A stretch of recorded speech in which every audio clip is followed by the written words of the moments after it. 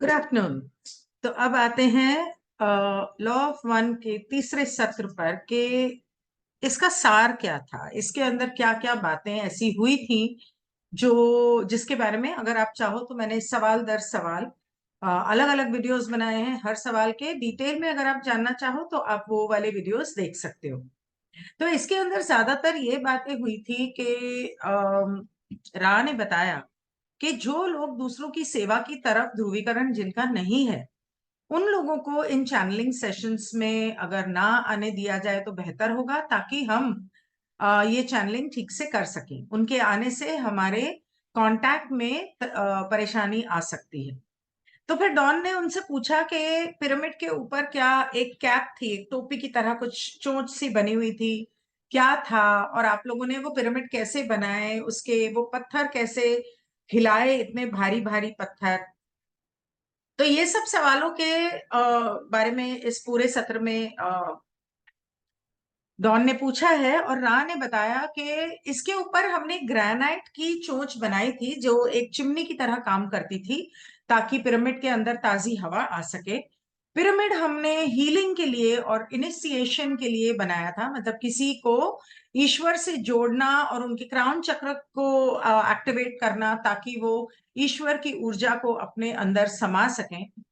उसके अलावा उन्होंने बताया कि हमने ये जो चोंच ऊपर बनाई थी, कैप बनाई थी, वो ग्रेनाइट की थी, लेकिन वहां के राजा ने बाद में इसे सोने की बना दिया, जो हमें अच्छा नहीं लगा। फिर खैर उसके बाद तो हम चले गए थे, हमारे जाने के बाद ही हुआ। फिर उसने बताया कि हमने इस तरह से इन पिरामिड्स को बनाया कि हमने वहां की मिट्टी से बात की, कण कण से, क्योंकि हर कण में ईश्वर है।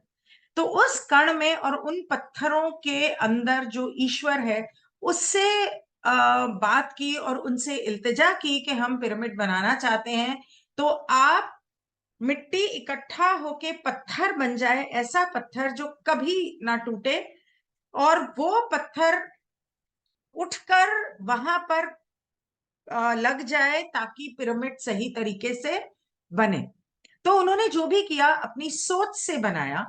और डॉन ने पूछा कि अगर सोच से ही बनाना था तो तुम्हें एक ही पूरा पिरामिड बना देते, तुम्हें ये छोटे छोटे पत्थर जोड़ने की क्या जरूरत पड़ी थी।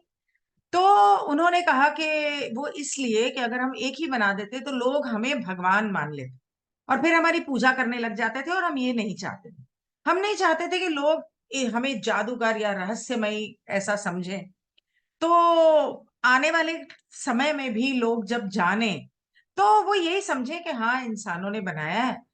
तो वो कहता है कि आप बोलते हो कि आपने कणों को इकट्ठा करके पत्थर बनाया जो कभी ना टूटे, तो इसका मतलब क्या है। तो रा कहता है कि जो पत्थर बने हुए हैं या जिसे आप बनाते हो, उनके अंदर की ऊर्जा, और जो पत्थर हमने सोच से ईश्वर की ऊर्जा को इकट्ठा करके ऊर्जा के साथ बनाया है, दोनों पत्थरों में बहुत अंतर होता है। तो डॉन कहता है, अच्छा, इसका मतलब कि अगर हम लोग लॉ ऑफ वन समझ लें, सीख लें, उसे अपनी जिंदगी में उतार लें, तो हम भी ऐसे पिरामिड बना सकते हैं, फिर तो हर कोई बनाने लग जाएगा। तो राह कहता है कि तुमने गलत समझा।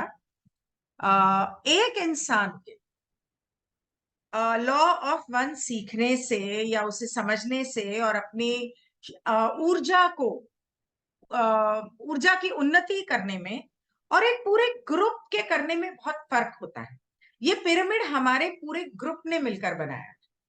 पूरा ग्रुप जब उन आध्यात्मिक उन्नति करता है, लॉ ऑफ वन को समझता है, लॉ ऑफ वन के रास्ते पर चलता है, तो उसमें और इसमें बहुत फर्क होता है। तुम्हें लगता है कि तुम लॉ ऑफ वन सीख जाओगे, मतलब ऐसा रहा ने कहा नहीं।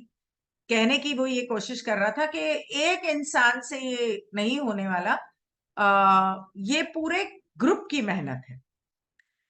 तो वो कहता है डॉन के क्या इसका ताल्लुक, जो आपने हीलिंग की बात की, इनिशिएशन की बात की, इसका ताल्लुक क्या वो पिरामिड की शेप से है कि वो ऐसा त्रिकोण तरह का चारों तरफ से बना है, क्या उसकी वजह से उसके अंदर हीलिंग होती है, या ये सब होता है।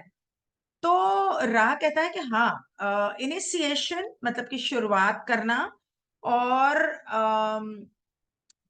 हीलिंग की शुरुआत करना, उपचार की शुरुआत करना और आध्यात्मिक रास्ते पर चलने की शुरुआत करने के लिए जो इनिशिएशन होती है और जो हीलिंग होती है, उसके लिए शुरुआती ये जरूरी होती है प्रक्रिया कि आप पहले अपने मन को जानो। मन को जानने के बाद जब आपको समझ में आ जाए कि आप क्या हो, आप कैसे हो, तब आप अपने शरीर को जानोगे और शरीर के हर हिस्से को, मतलब बेसिकली वो चक्रों की बात कर रहा है कि आप अपने चक्रों को समझोगे और उनको जब आप संतुलन में लाओगे, तब आपके अंदर एक पूरी तरह से बदलाव आएगा, ट्रांसफॉर्मेशन आएगा। आपकी ऊर्जा, आपका शरीर, आपका मन पूरी तरह से एक तरह से बदल जाएगा, जिसको आप कह सकते हो एक तरह से नई जिंदगी होगी। तो इसके लिए ये पिरामिड बनाया गया था और उसकी शेप ऐसी क्यों थी वगैरह वगैरह, ये बहुत लंबी लंबी बातें हैं, तो हम कभी और बात करेंगे। और फिर कार्ला थोड़ी कमजोर पड़ रही थी, तो उसके बारे में अंत के 2-3 सवाल हैं। तो तीसरे सत्र में बेसिकली इस बारे में एक जानकारी ली डॉन ने रा से, और रा ने बताया कि हाँ, अब सवाल जवाब ही करने हैं, तो ठीक है, जो तुम सवाल पूछोगे उसके सवाल बता देंगे, क्योंकि तुम इंसानों के दिमाग को तो समझ नहीं पाएंगे, तुम लोगों की सोच कैसी है, तुम कैसे सोचते हो, तो ठीक है, तुम्हें जैसे ठीक लगता है हम वैसे करेंगे। तो ये था तीसरे चैप्टर का सार। अगर आप पूरा समझना चाहें डिटेल में, तो आप इसके अलग अलग जितने वीडियोस हैं, चैप्टर 3 के question number so and so 3.1, 3.2, 3.5, 6, 7, आप वो देख सकते हैं।